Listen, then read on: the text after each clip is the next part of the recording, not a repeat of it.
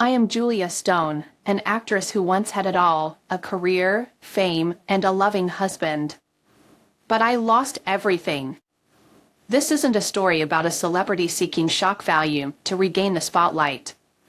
It's a story about wrong choices, mistakes that cost me everything. I'm not telling this story for forgiveness, but to show you that the bright lights of Hollywood can sometimes be a trap leading you into darkness. How far would you go to achieve success? My name is Julia Stone, a name once synonymous with Hollywood stardom. People used to call me the brightest star in Hollywood, but now, as I look back, it feels like nothing more than a distant memory. Perhaps you've heard my name somewhere, or maybe you've seen one of the films where I played the leading role. There was a time when I had everything a woman could dream of, a dazzling career, a loving husband, and a picture-perfect family. But all of it is gone now, and all that's left are the scattered pieces of what once was. I was born and raised in a small town in Indiana. It was a place where the idea of becoming a movie star felt like chasing the moon.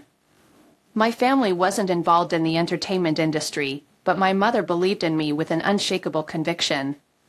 She used to say, "You were born to shine, Julia. Never give up on your dreams." Those words stuck with me, even when everything seemed impossible. At 18, I moved to Los Angeles with just a few $100s in my pocket and a burning ambition to make it. This city doesn't welcome just anyone, though. I started at the very bottom, taking any role I could get. Most of the time, I was just an extra, blending into the background without a single line to say. I worked as a waitress, took shifts at a coffee shop, and even did cheap modeling gigs, just to make ends meet. Some nights, I'd crash on a friend's couch, because I couldn't afford rent. Then everything changed when I met Michael Stone, a rising producer in the film industry. We met at a party in Beverly Hills, and I had no idea that night would alter the course of my life forever. Michael was about 10 years older than me, and from the moment we started talking, there was an instant connection. He wasn't just charming, he was smart, driven, and he made me feel seen in a way that no one else ever had. Michael didn't look at me as a struggling actress. He saw potential, raw talent that even I hadn't fully recognized in myself. With Michael's help, I landed my first big role.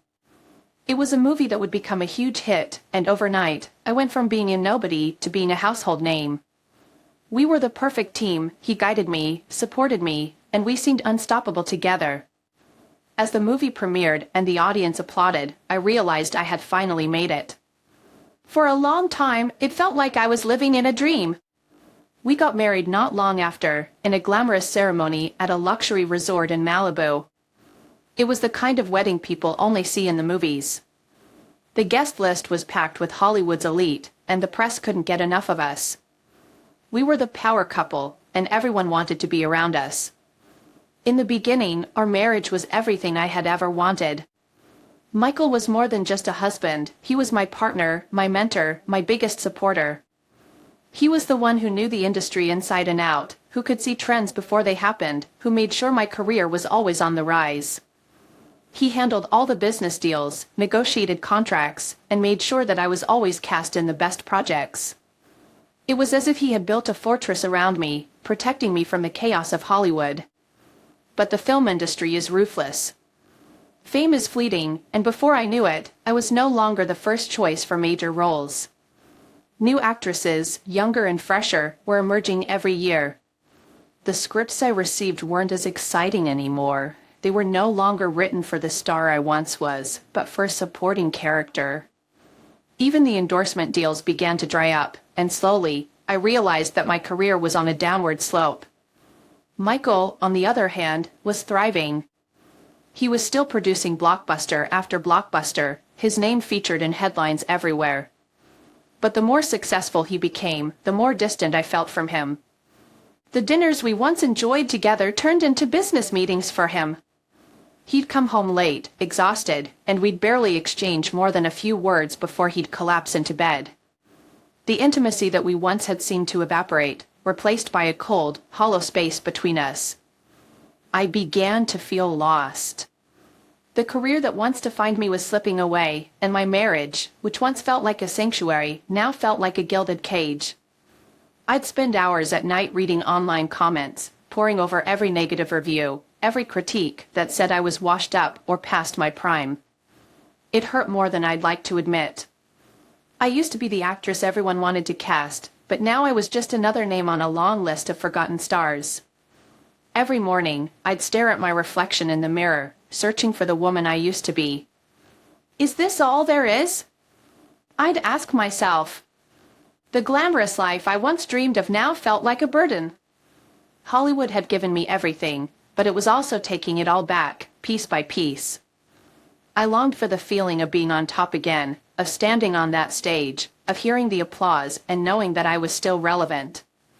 It was during this time of vulnerability that I met David Thompson, a man who would change everything for me. It was at an industry event, one of those exclusive, star-studded galas in downtown Los Angeles, where I first met David Thompson.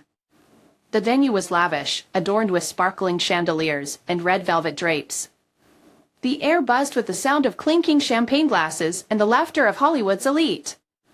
I was there as a guest, feeling more like an observer than a participant. I hadn't been in a leading role for over a year, and despite my attempts to put on a brave face, the whispers about my fading star were impossible to ignore. As I stood by the bar, nursing a glass of wine, I caught sight of him. David Thompson. A towering figure in the film industry, he was the type of director who could turn any film into a blockbuster. His reputation was legendary. Every movie he touched seemed destined for box office glory and critical acclaim. He was a man who commanded respect, whose vision had reshaped the landscape of modern cinema. I watched as he moved through the crowd, easily engaging with actors, producers, and studio executives.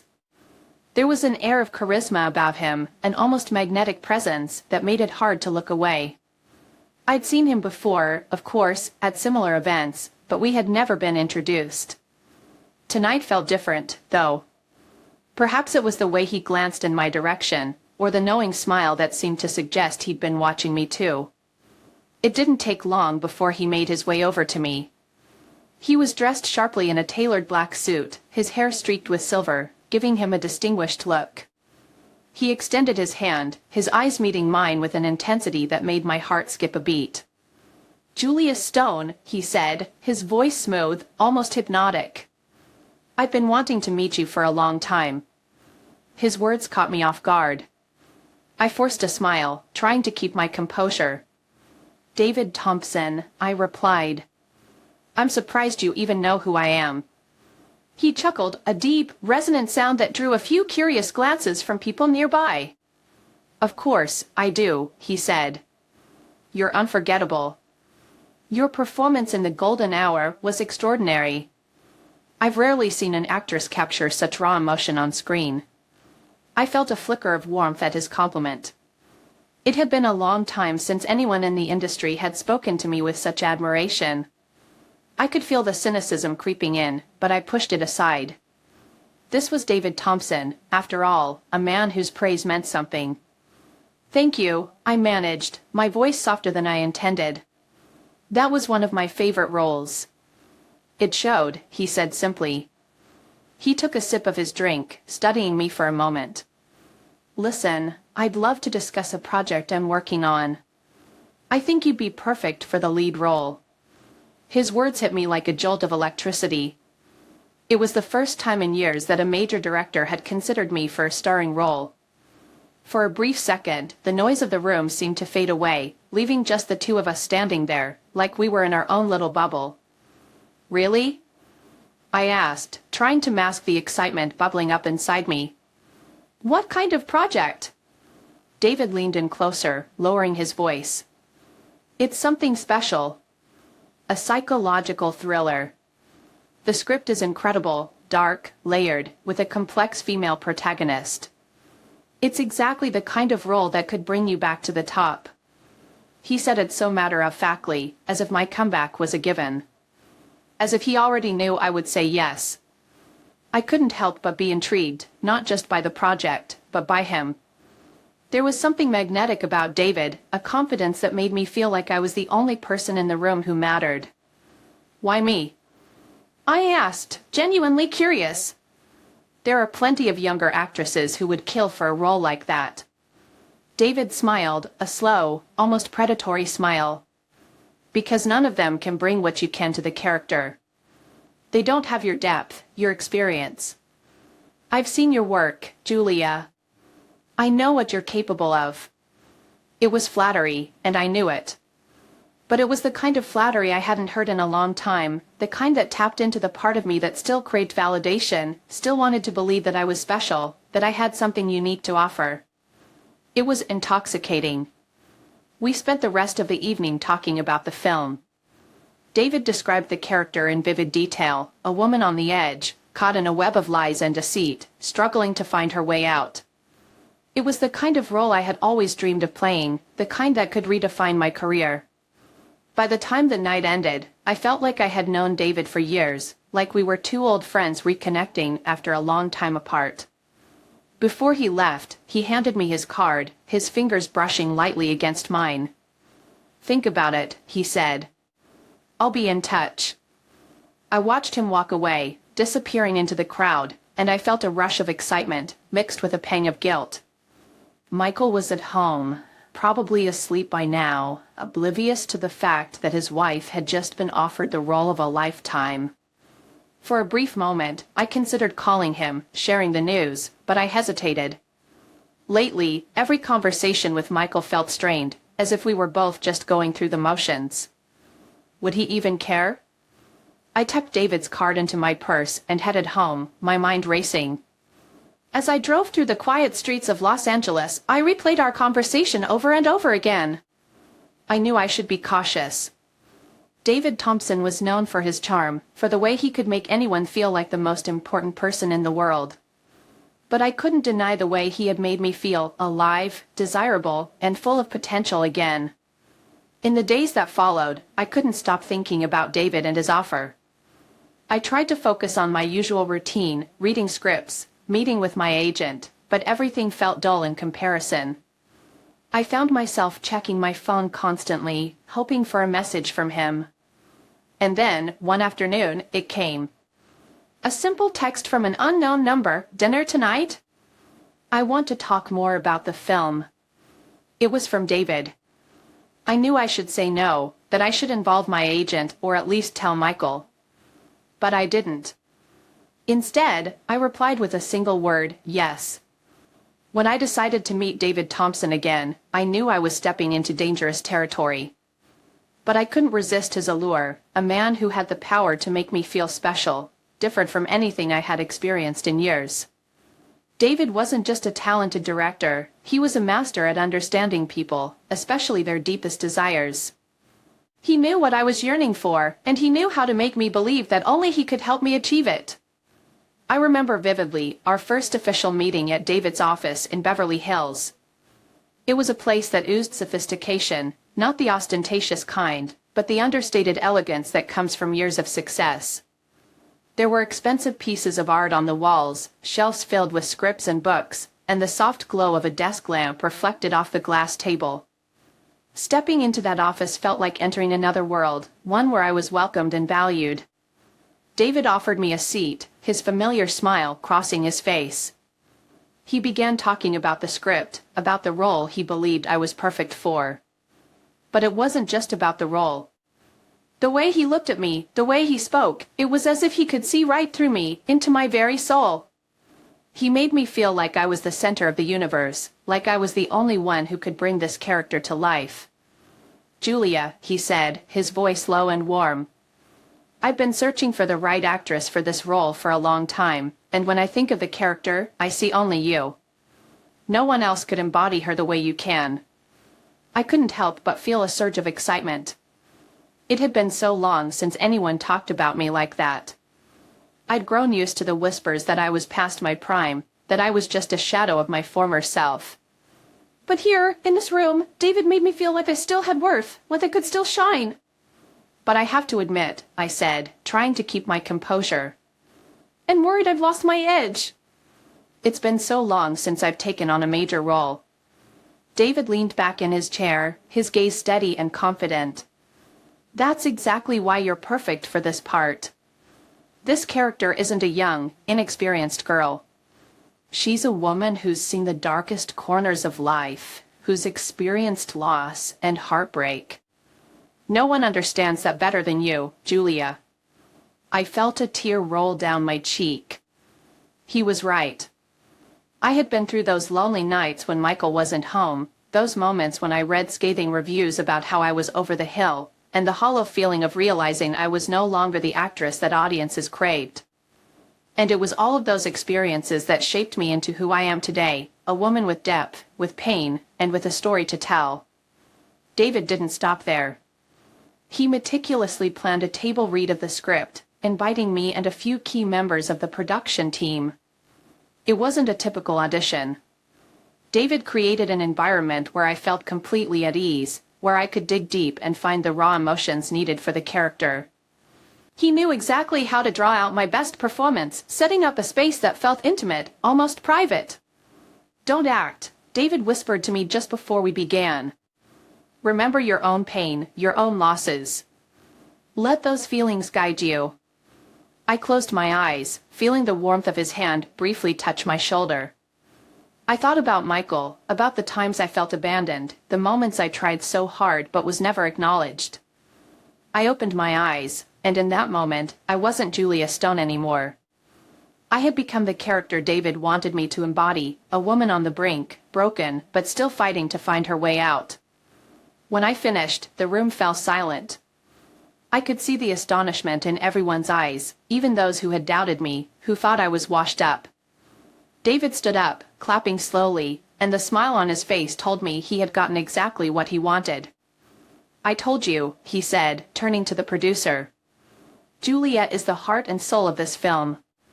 No one else could do it better."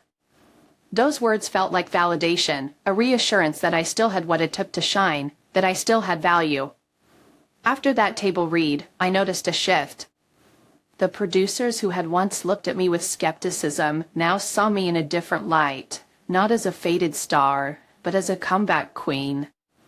David was also working behind the scenes, arranging informal meetings with other key industry players, recounting my performance with excitement and finesse. "She's the soul of this project," David would say to a top executive. "Without Julia Stone, this film won't reach its full potential." David also began crafting a new narrative in the media, subtly planting stories about my potential comeback.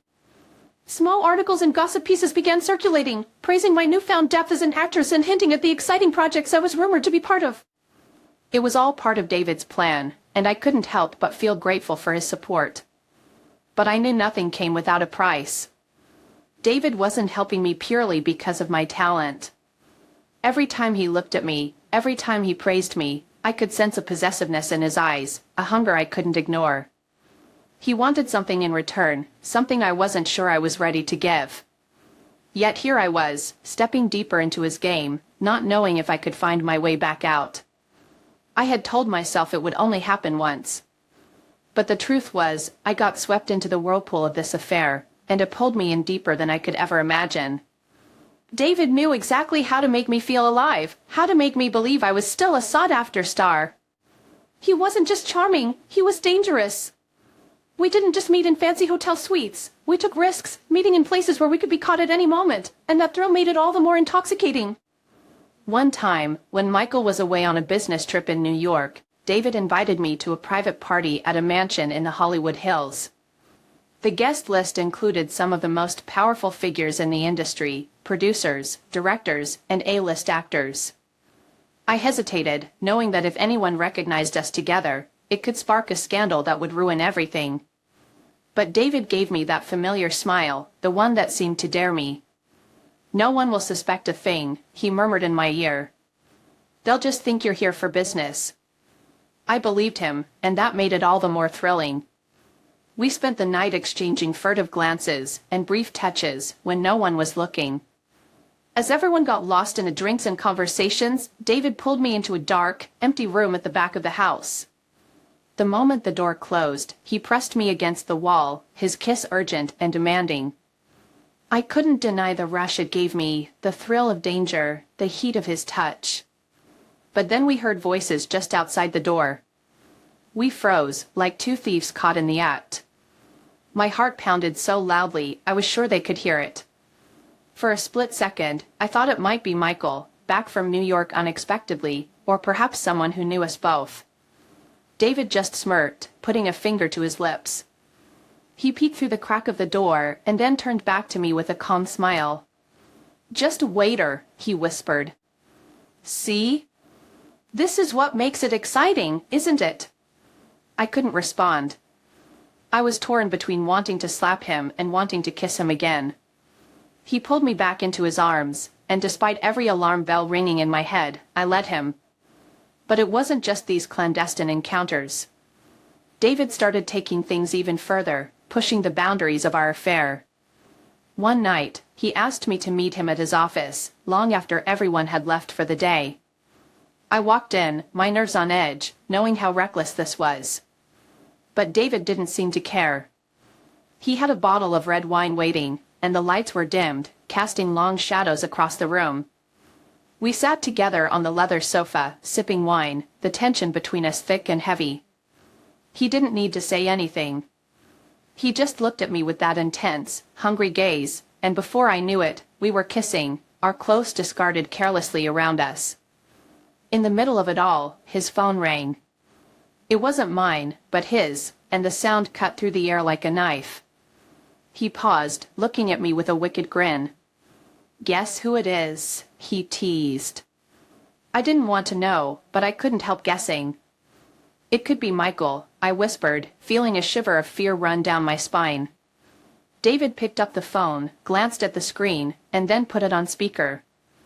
"Hello, Michael," he answered, his voice calm and steady. I nearly screamed, but David put a finger to my lips, his eyes daring me to stay quiet. It was a work call. Michael was asking about some details on a project they were collaborating on. I sat there, frozen, barely breathing, as David spoke to my husband as if nothing were amiss.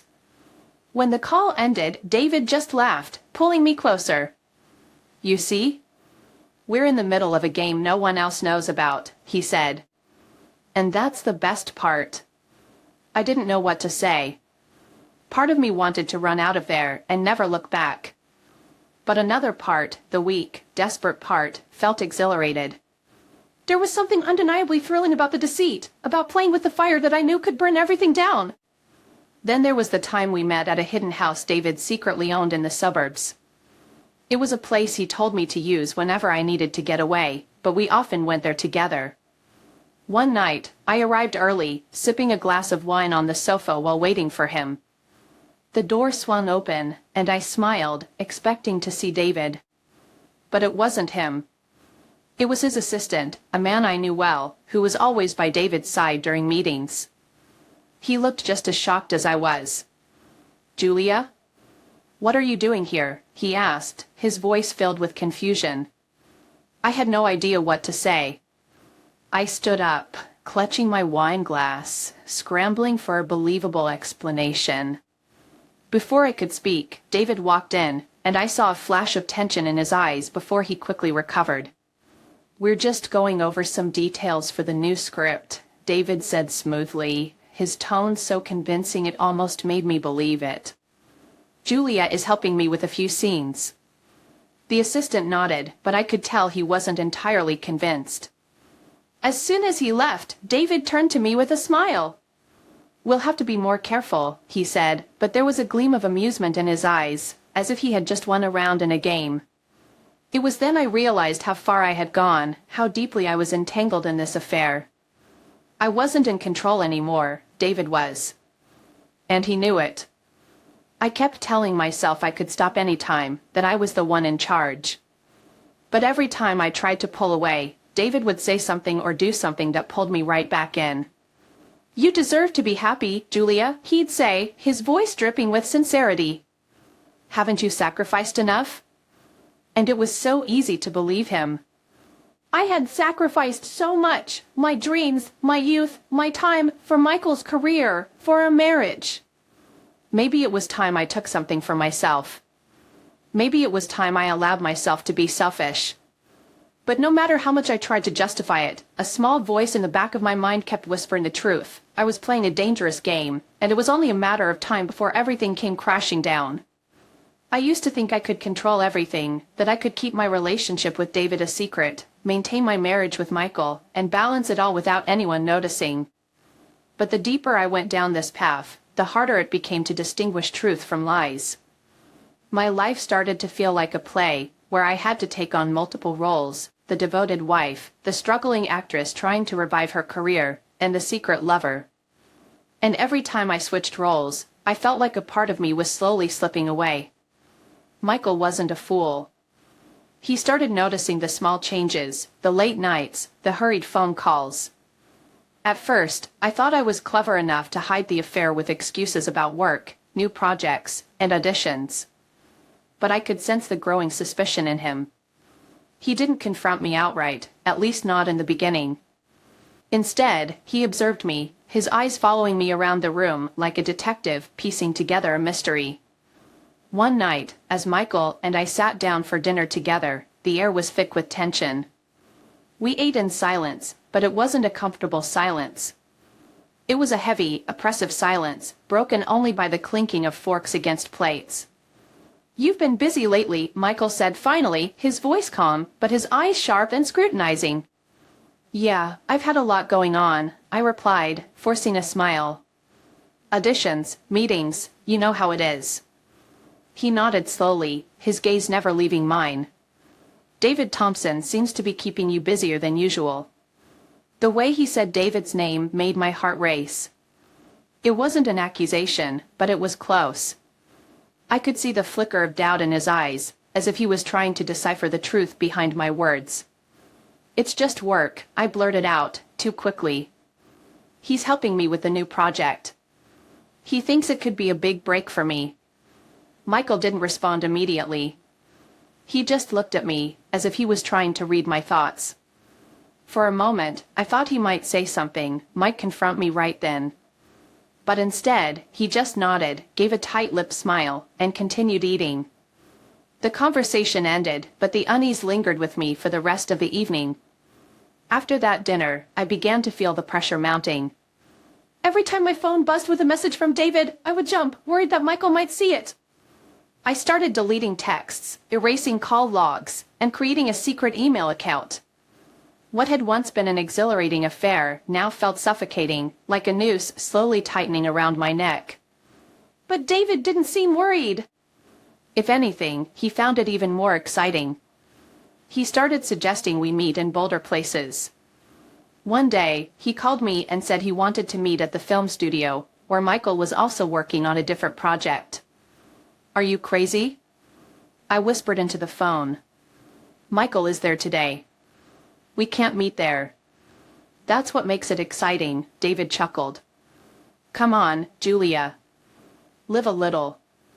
Against my better judgment, I agreed. I arrived at the studio with my heart pounding in my chest, sweat forming on my palms. We met in a hidden corner of the back lot, shielded by stacks of unused props. David pulled me into his arms, kissing me fiercely, and for a moment, the fear melted away, replaced by the familiar thrill. But then I heard it, Michael's voice. It was unmistakable. He was standing just on the other side of the prop wall, talking to a colleague. I froze, holding my breath, feeling as if my legs would give out beneath me. David just held me tighter, his smile widening as he whispered, "Shoo, he won't find us." We stood there, pressed together, listening as Michael's voice grew closer, then faded away as he walked off in the opposite direction. I had to lean on David to keep from collapsing. He just laughed softly, brushing a strand of hair from my forehead. "You're insane," I whispered, half scared, half in awe. "Maybe," he replied, his eyes gleaming. "But you love it." I wanted to deny it, to tell him he was wrong. But the truth was, I did love it, the danger, the feeling of almost being caught. It was like a drug, and realizing that made me terrified of myself.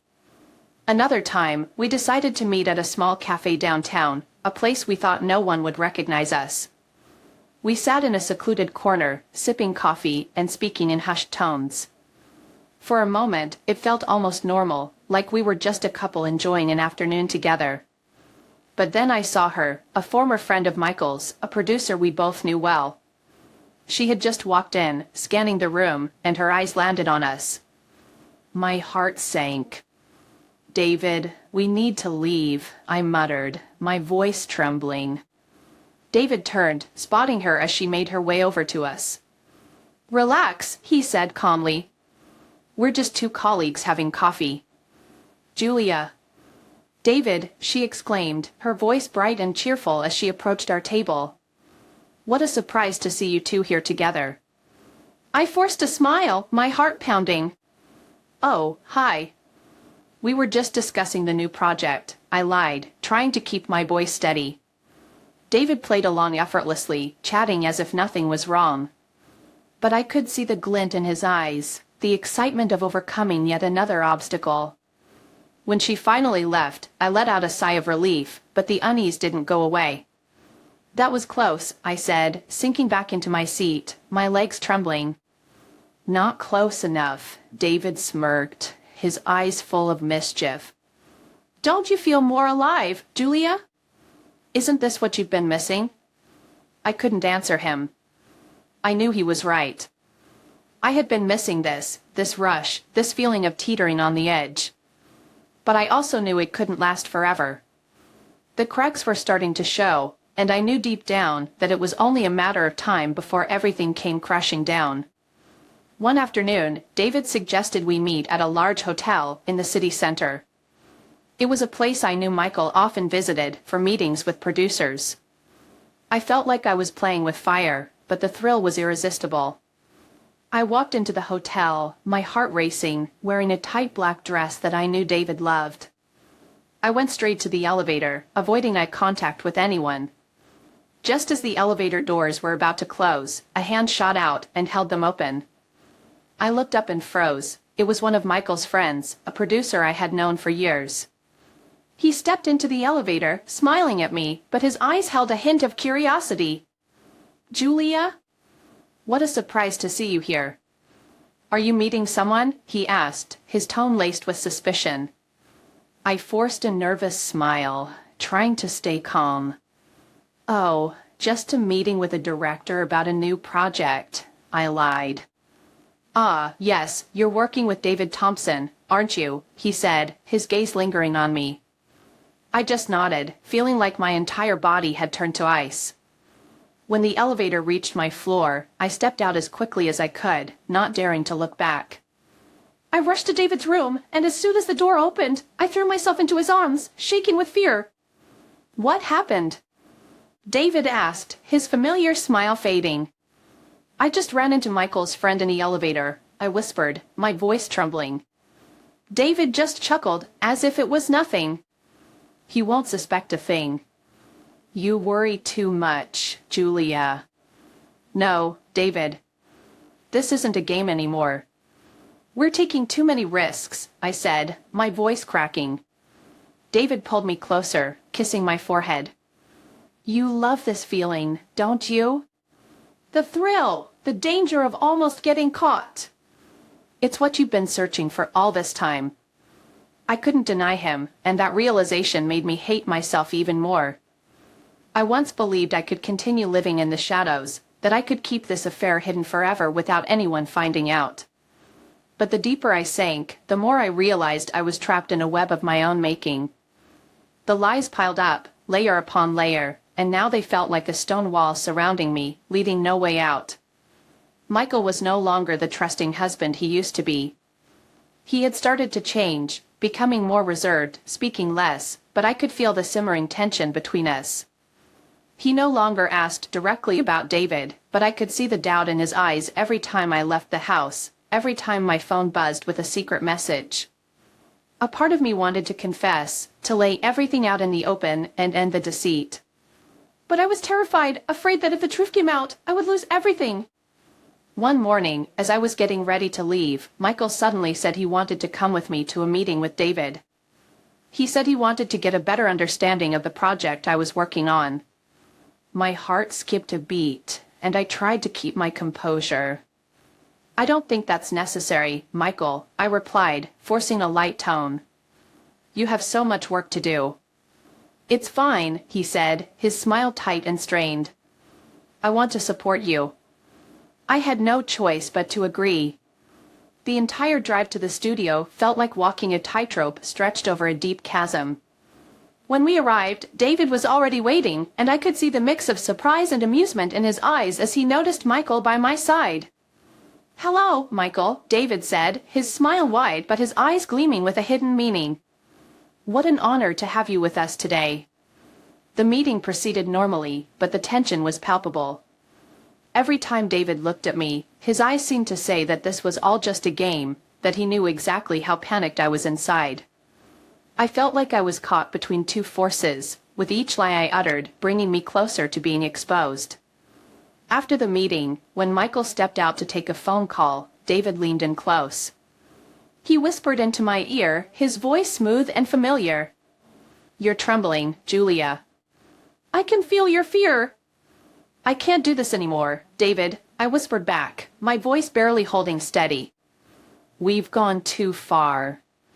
"Don't lie to yourself," he said, squeezing my shoulder gently. "You love this. That's why you can't stop." I wanted to scream, to push him away, but I just stood there, breathless, as Michael walked back into the room, a flicker of suspicion in his eyes as he saw us standing close. I quickly made an excuse to leave, my heart pounding like a drum. Our relationship was becoming more strained and dangerous. One night, David unexpectedly showed up at a party that Michael and I were attending together. It was a large event, filled with familiar faces from the industry. I had no idea David would be there, and the moment I saw him enter the room, my stomach dropped. I glanced at Michael, hoping he wouldn't notice the sudden change in my expression. David approached us with a friendly smile, as if everything was perfectly normal. He shook Michael's hand, then turned to me, his eyes glinting with mischief. "Julia, you look stunning tonight," he said smoothly. "Michael, you're a lucky man to have such a beautiful wife." Michael forced a smile, but I could see the tension in his eyes. We stood there, the three of us, like actors in a twisted play. I felt exposed, as if the truth was written all over my face, but David just smiled, as if daring me to crack. I excused myself, saying I needed to get a drink. As soon as I stepped away, David followed me. He pulled me into a dark corner of the party, away from prying eyes. "Do you see it?" he said, his voice almost mocking. "We're standing right in front of him, and he has no idea." "You're insane, David," I whispered, tears welling up in my eyes. "I can't keep doing this. We're going to get caught." "Then let them find out," he said, his eyes gleaming with excitement. "Doesn't that make it even more thrilling?" I couldn't respond, only shook my head, feeling like I was sinking deeper into a dark pit I couldn't climb out of. I knew this had gone too far, that I had completely lost control. The lies weren't protecting me anymore, they had become a chain binding me to this nightmare. Michael was no fool. He noticed the changes in me early on, but he never said a word. Sometimes, silence is more terrifying than accusations. There was a time when Michael was the person I could share everything with, the one who supported me through every step of my career, who lifted me from a young, unknown actress to a celebrated star. But now, there was only distance between us, an invisible wall I couldn't break through. He didn't ask me about the late nights or confront me about the hurriedly deleted messages. He just stayed quiet, watching, like someone patiently waiting for a play to reach its final act. Whenever I looked into his eyes, I saw an emptiness I couldn't bear to face. I knew he had figured something out, that suspicion had taken root in his heart long ago. But he didn't confront me immediately. Instead, he chose to wait until I would reveal everything myself, until the lies could no longer hide the truth. The film that David and I worked on together was finally complete. It was a resounding success, praised as one of the year's best works. My performance was lauded, drawing compliments from critics and industry insiders alike. Invitations for interviews and meetings with major producers flooded in, and for a while, it felt like I was back in my prime. The regret, the guilt I once felt seemed to fade under the dazzling lights of the stage. The night of the awards ceremony arrived, a grand event held in a prestigious hall in downtown Los Angeles. I had meticulously prepared for this night. I wore a long, striking red gown, sparkling high heels, and my hair was styled in soft waves. I looked at myself in the mirror and saw a confident, glamorous woman staring back at me, but it didn't feel like me. It was me, and yet it wasn't. David called me before the ceremony began. He said he was proud of me, that tonight would be our night. "We did it, Julia," he whispered over the phone, his voice filled with triumph. "This is the moment you've been dreaming of." I forced a smile. "Yes, you're right. This is everything I've ever wanted." I walked into the hall, the spotlight shining brightly, applause echoing as the stars took their seats. I sat among the nominees, my heart pounding in my chest. I looked around, hoping to catch a glimpse of Michael somewhere in the crowd. But he wasn't there. When they called my name for Best Actress, I stood up and walked to the stage with a radiant smile. The spotlight blinded me, casting the entire audience into darkness. I took the golden statue from the presenter's hands, feeling its cold weight in my palm. This was the moment I had waited for all these years, the moment I had dreamed of every night when I was still a young, unknown actress. The applause thundered around me, congratulatory smiles and admiring eyes from the audience. But when I looked down at the crowd, searching for a familiar face, I realized Michael wasn't there. He hadn't come. I shouldn't have been surprised. I had deceived myself into believing he would show up, that he would stand there looking at me with the pride he once had years ago. But the truth was, he already knew.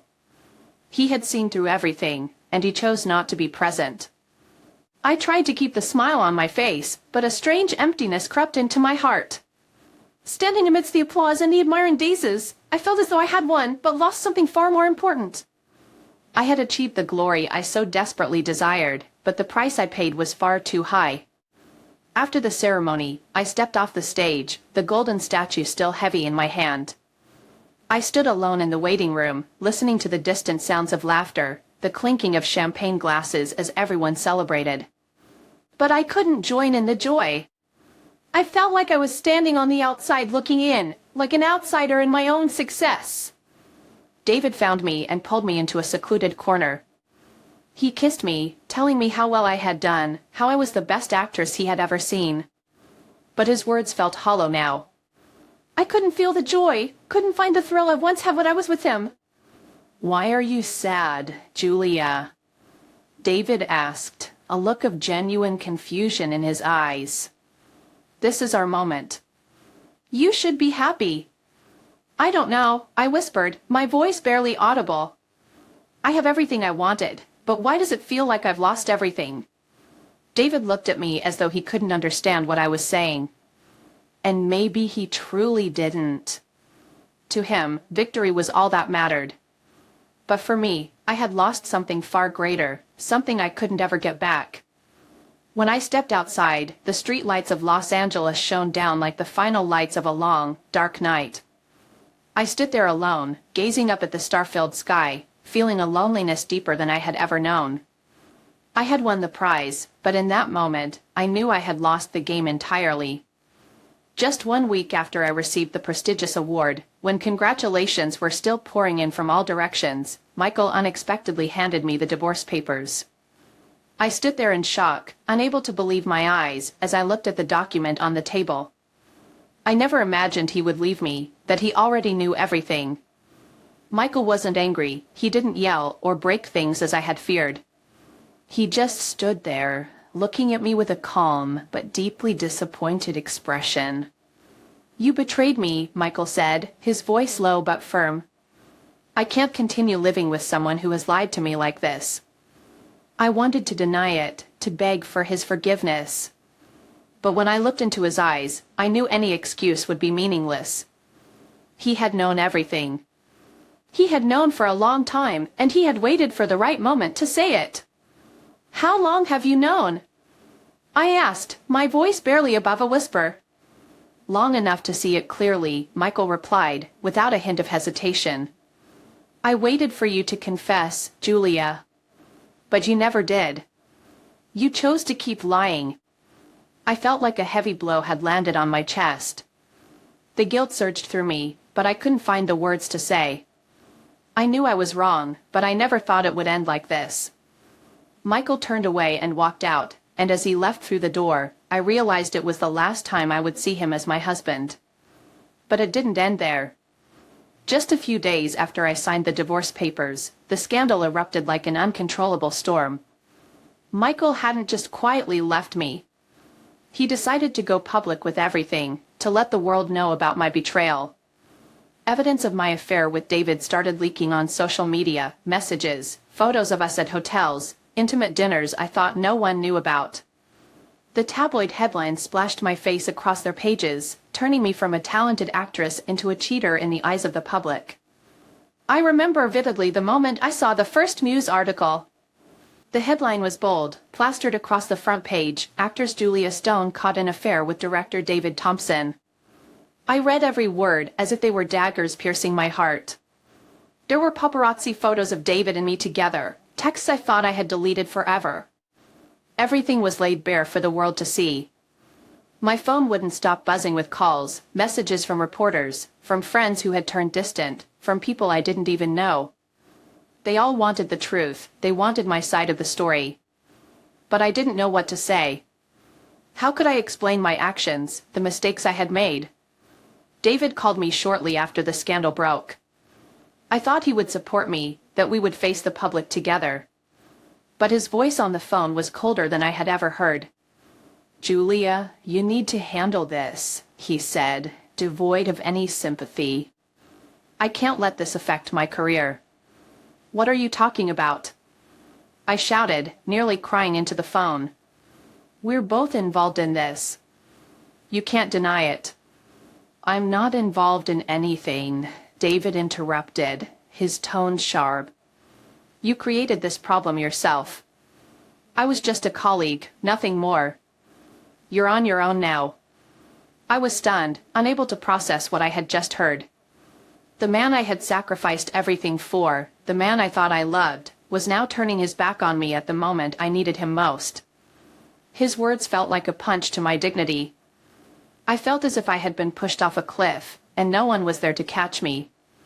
The scandal quickly became the hottest topic on every news outlet and social media platform. Harsh comments and criticisms flooded my accounts. From a respected actress, I had become the villain, the cheater, and the subject of public ridicule. The endorsement deals I had, the movie roles I was promised, all vanished. Producers started canceling projects I had signed on for. No one wanted to associate with someone caught up in such a scandal. I sat alone in my empty apartment, staring out at the overcast sky. There was a time when I thought I had it all, a loving husband, a successful career, and a bright future. But now, all I had left was myself, surrounded by the shattered pieces of a life I had destroyed with my own hands. David completely disappeared from my life once the scandal broke. He denied everything, claiming that our relationship was purely professional, that I had misunderstood. He began appearing on talk shows, giving interviews where he distanced himself from me and insisted he had no involvement. The media and the public believed him, and I was left to bear the full brunt of the backlash alone. I felt as if I had lost everything, Michael, my career, and even my self-respect. I sat there, clutching a tabloid with a mocking headline about me, and for the first time in my life, I didn't have any tears left to cry. After the scandal erupted, I became a name mocked by the public. Everything happened quickly, like a whirlwind that swept away everything I once had. I used to believe that my career was the only thing that defined me, that the spotlight and applause were everything. But now, with the lights turned off, I was left alone, standing in a vast darkness I had never felt so profoundly before. Every day I woke up to the incessant ringing of my phone. But instead of invitations for new projects, it was only calls from reporters, paparazzi, people who wanted to exploit my story further. They didn't care about my feelings, they just wanted to dig deeper for more sensational details to satisfy the public's curiosity. I began to fear leaving the house, terrified of facing the looks of disdain and judgment. One morning, I received a call from my former manager, Nancy. She had been the person by my side for years, guiding and supporting me through difficult times in my career. But this time, her voice was unfamiliar, colder than ever before. "Julia, I think it's best if we end our partnership here," Nancy said, her tone unyielding. "No one wants to work with you anymore." "There's nothing more I can do to help you." I was silent, unable to speak. I knew this was coming, but hearing it from the mouth of someone who had once believed in me, who had stood by me, felt like a final, crushing blow. Nancy hung up, and I knew this was the end of a chapter in my life, a chapter one once thought would last forever. In the weeks that followed, I lived like a shadow in my own home. I didn't want to see anyone, didn't want to hear any more news from the outside world. I spent most of my time lying on the sofa, staring blankly at the ceiling, feeling as if I had lost all purpose. I had once been a shining star on the screen, adored by audiences. Now, I was nothing but a name people mentioned with scorn. One afternoon, I tried to leave the house to buy some groceries, but I was immediately swarmed by a group of paparazzi waiting outside. They lifted their cameras, flashing lights blinding me. Questions bombarded me from all sides. "Julia, do you have anything to say about the affair? Do you regret what happened? What do you think about David Thompson denying everything? How do you feel about him turning his back on you?" I wanted to scream, to run away from the blinding lights and the cruel questions, but my legs felt frozen. I just stood there, overwhelmed by a wave of humiliation. Finally, I bowed my head and hurried to my car, slamming the doors shut, leading them outside, still snapping photos through the windows. I drove to the beach, a place I once loved for its serenity, where I could reflect and find peace. But today, the ocean looked cold and uninviting, the waves crashing violently against the shore, mirroring the storm inside me. I sat in my car, staring out at the vast expanse of the sea, and for the first time in years, I felt completely empty. As time passed, the rumors and criticism began to fade, but the consequences remained. I no longer received any acting offers. The endorsement deals were cancelled, and the auditions I once eagerly anticipated were now just distant memories.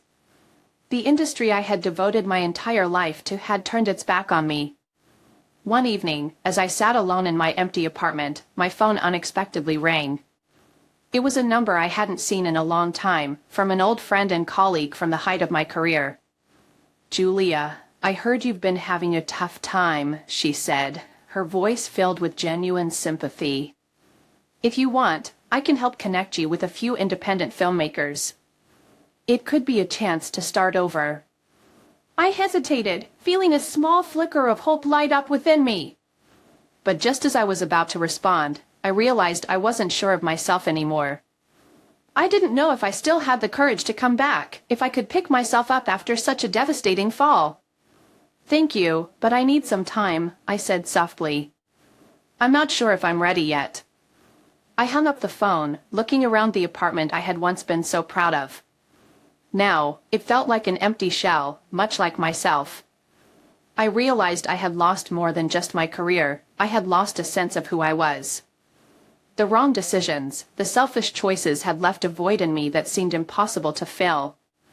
I didn't know where I would go from here, but for the first time in my life, I understood that the road ahead would not be easy. And perhaps, this was the price I had to pay for the mistakes I made. The months that followed the scandal felt like the longest of my life. Every morning, I would wake up and look into the mirror, but I couldn't recognize the woman staring back at me. The eyes that once sparkled with hope were now dull and lifeless. I used to think that if I pushed forward, if I kept moving, the pain would fade, that I could forget the mistakes I made. But each day, as I opened my eyes, I realized I was living in a nightmare of my own making. I decided to leave Los Angeles for a while. The city, once a symbol of my dreams, had become a place filled with painful memories. I moved to a small seaside cottage in a quiet town, far away from the noise and gossip. I hoped that the tranquility of the ocean would help me find myself again, or at least help me forget some of the past. In the first few days at the new place, I barely left the house. I didn't want to meet anyone, didn't want to face the curious stares or intrusive questions. I spent most of my time sitting by the window, looking out at the vast ocean, listening to the waves crashing against the shore. I hoped the waves would wash away the sorrow in my heart, but the pain remained, lingering like a shadow that refused to disappear. One morning, I decided to take a walk along the beach. I walked slowly, my bare feet sinking into the cool sand, feeling as though I was merging with nature, disconnected from the noisy world outside. For a brief moment, I felt a sense of peace, as if the burdens I had been carrying had lifted slightly. But then I saw a group of young people gathered nearby, chatting animatedly about something. As I got closer, I realized they were looking at an article on their phone, an article about me. One of them looked up, her expression a mix of surprise and curiosity. "Are you Julia Stone?" a young woman asked, her voice hovering between admiration and disdain. I didn't know what to say. I simply nodded and turned away quickly. But I could still hear their whispers behind my back. "That's her, the actress who had the affair with that famous director and then got dumped. How pathetic." I quickened my pace, feeling tears well up in my eyes. Even after escaping the city, my past continued to chase me like an unshakable shadow. I sat down on a large rock by the shoreline, letting the tears fall freely, hidden by the sound of the waves. I realized I had lost everything, my family, my career, and even my self-respect. I wondered if I would ever be able to reclaim what I had lost, or if I would be condemned to live forever with this pain. As time went by, I decided I needed to break free from the shell I had built around myself. I knew that if I continued hiding, I would become a shadow of who I once was. I started volunteering at the local community center, helping the elderly, joining beach cleanup efforts. I didn't do it seeking forgiveness. I did it to find a piece of myself that I had lost long ago. One day, while I was picking up trash along the beach, an elderly man approached me. He smiled warmly, nodded in greeting, and then silently joined me in picking up debris. We worked together in silence, the only sound being the soothing crash of the waves. When we were done, he turned to me and said, "You know, everyone makes mistakes. But what matters is what we learn from them." I looked at him, seeing the sincerity in his wrinkled eyes. For the first time in a long while, I felt a tiny spark of hope flicker in my chest. "Thank you," I whispered, my voice choked with emotion. He just smiled, gave my shoulder a gentle pat, and walked away, leaving me standing there, watching his figure fade into the distance. I realized then that I couldn't keep living in self-pity forever. If I wanted a second chance, I had to be willing to face my past and forgive myself. One evening, as I sat by the window watching the ocean, I received a letter from an independent film director. He wrote that he knew about the scandal, but he also knew about my talent. He offered me a role in a small, low-budget film, nothing glamorous, but a project with deep meaning. I sat there, holding the letter in my hands, tears streaming down my face. This wasn't the opportunity one had once dreamed of, but maybe it was the opportunity one needed most right now. A chance to start over, not for fame or money, but for the love of acting, the love I had forgotten amidst the chaos. I picked up the phone, dialing the director's number, my voice shaky but filled with newfound determination. "I'll take the role. Thank you for believing in me." As I hung up, I looked out at the ocean, feeling a cool breeze brush against my face. For the first time in many months, I smiled gently. It wasn't a victory, but it was a new beginning, a beginning I knew I would have to fight hard to hold on to. This is my story. A story of ambition, betrayal, and the price of success. I'm not telling it to seek sympathy or to justify my actions. I don't expect you to forgive the mistakes I've made. I simply want to speak the truth, so you understand that sometimes what we sacrifice to reach the dazzling spotlight is actually just a path leading into darkness. When I look back, I see a road paved with wrong choices. There were moments when I stood at a crossroads, and I chose the path that led to fame, without realizing that behind the bright lights lay a shadowed abyss. I believed that success would bring me happiness, that my career would fill the emptiness in my heart. But now, I know I was wrong. The spotlight can blind us, make us forget what truly matters in life. I lost my family. I lost the only man who ever loved me unconditionally. Michael was the one who always stood behind me, lifting me up and protecting me, even when I didn't deserve his love. I betrayed him, and that remains the deepest regret I carry. I once thought I was strong, that I could control everything, but in the end, I was merely a puppet, led by my own ambition. David, the man I once believed could be my new beginning, turned out to be someone who knew how to exploit the weaknesses of others.